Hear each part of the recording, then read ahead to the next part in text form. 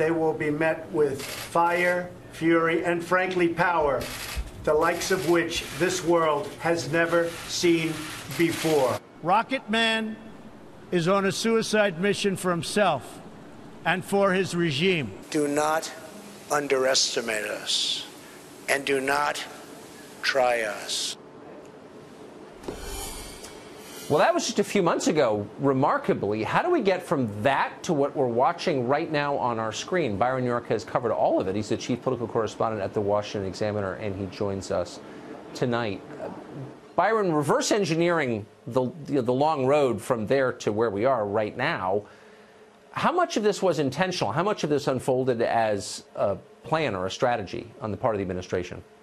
Well, there was a strategy to do something new. I mean, this is so extraordinary because it is a president trying something new. Donald Trump is criticized for virtually everything he does, but he has been perhaps criticized a little less for this because North Korea is a problem that no president has been able to figure out ever before anyway.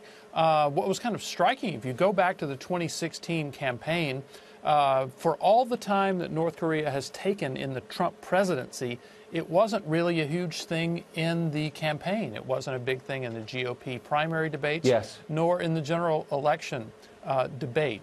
And I think that what Trump is doing here is something so new because in the campaign, for example, he would criticize and pledge to undo what a previous president had done, like the Iran nuclear deal, or he said he would not engage in foreign adventurism like George W. Bush. But this is something completely new. And now maybe there's a reason it's never been done before. It was a bad idea. We'll find out. But this is a president who was willing to do something different than his predecessors.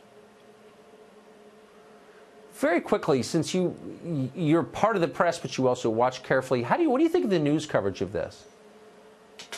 Well, I think that, as I said before, I think it's been a little less negative than a lot of other Trump things because there's a possibility this could work. And so while there's a lot of sort of a natural tendency to poo-poo what Trump does, I mean, this actually might work. I think a little bit of it has gotten caught up in the coverage of the G7 coverage, in which you've had a lot of news commentators suggesting that Trump is trying to destroy the Western alliance and then thus goes weakened into Singapore.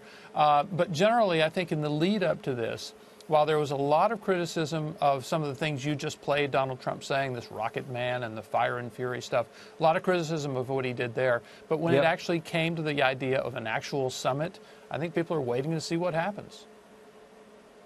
It's impressive. Byron York, thank you. Great to see you. Thank you, Tucker.